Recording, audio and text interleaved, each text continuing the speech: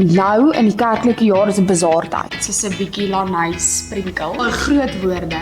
Jessie, okay.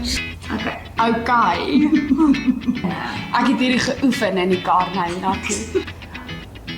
Waarmee het ek die vorige jaar begin?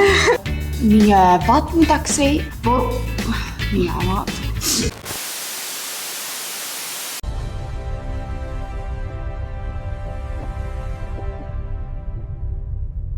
'n Baie warm en hartlike goeiedag aan elkeen van julle.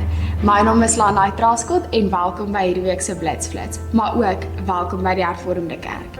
Ons lees in hierdie week se voorblad in Op pad met Ivana oor hoe ons tuistes hulle inwoners bemagtig.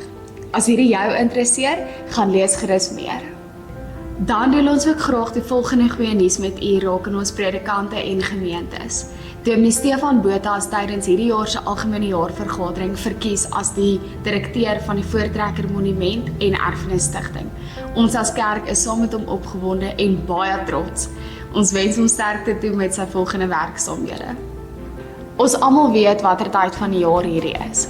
Dis nie winter nie, dis bazaartyd. Dis nog nie te laat om jou pannekoek te kry nie.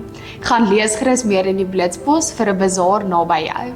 En nou vir die dames. Ons herinner julle graag aan die NHSV se kongres wat hierdie komende naweek, die 27ste en 28ste Junie plaasvind. Vir meer inligting gaan loer gerus meer op die NHSV se webblad. So ja, baie dankie dat julle ingeskakel het by hierdie week se Blitsflits. Ons sien julle definitief volgende week op dieselfde tyd en dieselfde plek. Kom, dan sluit ons af met 'n gebed. Fluister in my oor, Heilige Gees.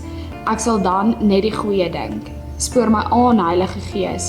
Ek sal dan die goeie doen. Daag my uit, Heilige Gees. Ek sal dan net die goeie soek. Gee my krag, Heilige Gees. Ek sal dan die goeie kan vashou. Beskerm Heer, o Heilige Gees. Ek sal die goeie nooit vergeet. Amen.